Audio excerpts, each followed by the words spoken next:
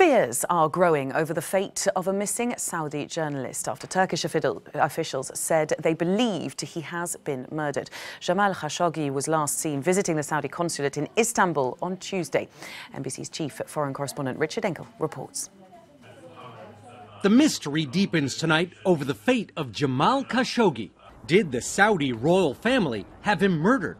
Khashoggi was already living in self-imposed exile, afraid he'd be arrested in the Saudi kingdom because of his fierce criticism of the country's de facto ruler, Crown Prince Mohammed bin Salman.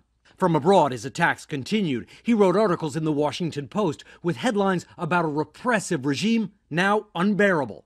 One headline comparing the Crown Prince with Vladimir Putin. But then, last week, Khashoggi walked right into Saudi hands. He went to the Saudi consulate in Istanbul. He needed paperwork to marry a Turkish woman.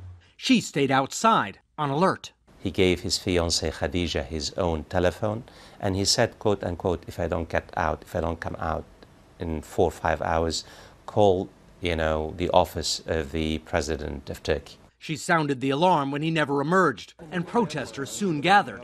Unnamed Turkish officials reportedly claim that more than a dozen Saudi agents flew in, murdered Khashoggi in the consulate, and then hid his body. Saudi Arabia is using state terror against its citizens. And what is happening now to Mr. Jamal Khashoggi is part of this policy. Turkey's President Tayyip Erdogan would only say an investigation is ongoing. Turkey, already in a financial crisis, wants to avoid a costly fight with the wealthy Saudi kingdom. But one may be coming. Saudi Arabia's Crown Prince told Bloomberg he has no idea what happened to Khashoggi, and Saudi officials gave reporters a tour of the consulate to show he wasn't there.